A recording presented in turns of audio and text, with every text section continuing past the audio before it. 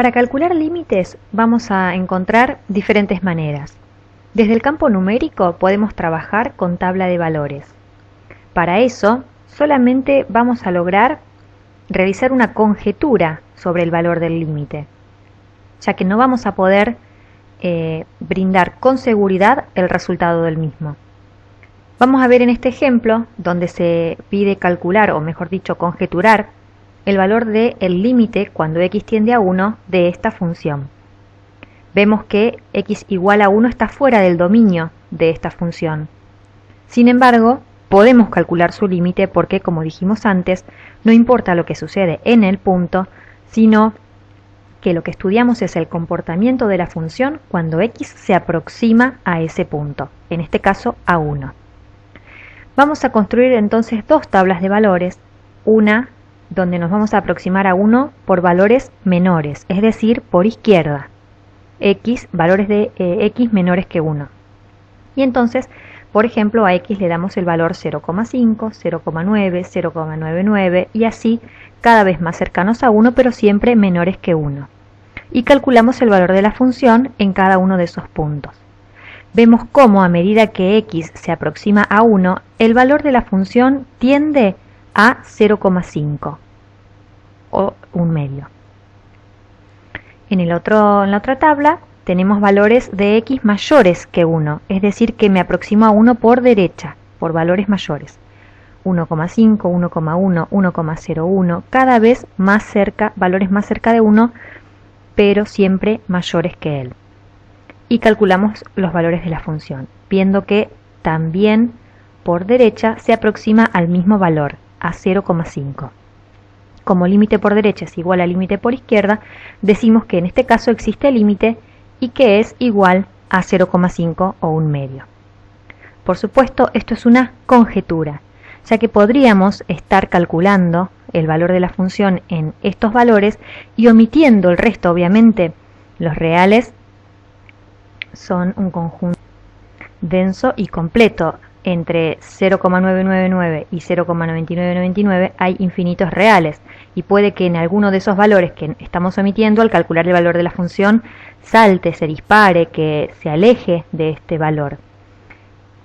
No es el caso de esta función, pero no tenemos garantía en el campo numérico de asegurar el valor del límite. Simplemente hacemos una conjetura. Pueden ver en los ejemplos 4 y 5 de la sección 2.2 de Stewart, cálculo de una variable, cómo hay un par de ejemplos donde por trabajar en el campo numérico con tabla de valores podemos conjeturar el valor del límite erróneamente, ¿no es cierto? En esta materia no vamos a trabajar con tabla de valores, simplemente lo mostramos como una introducción al tema, pero no lo vamos a utilizar para el cálculo de límites.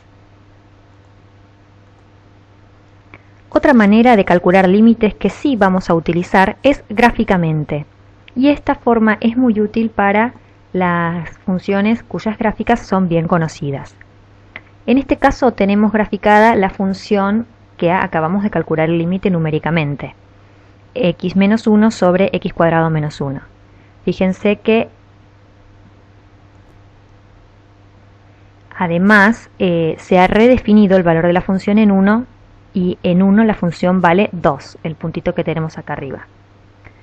Sin embargo, el valor del límite, ya sea por derecha como por izquierda, cuando x tiende a 1, la función tiende a 0,5.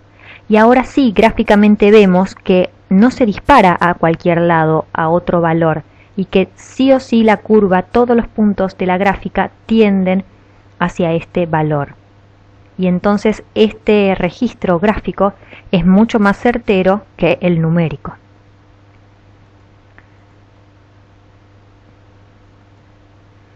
Una tercera manera para calcular límites que vamos a utilizar y va a ser la que más utilicemos es algebraica.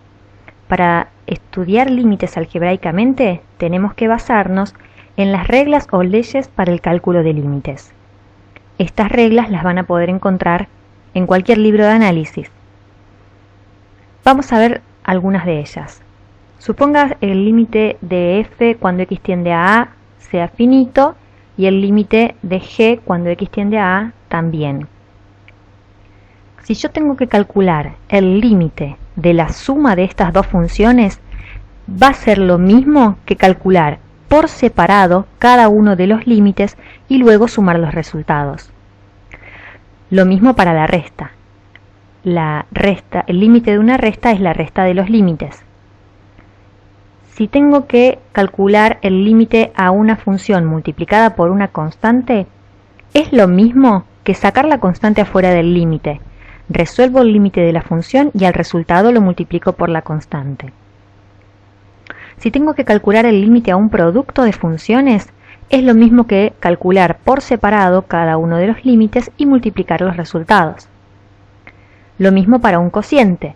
Siempre que el límite del denominador sea distinto de 0, calculo el límite del numerador y del denominador y luego con el cociente tengo el resultado.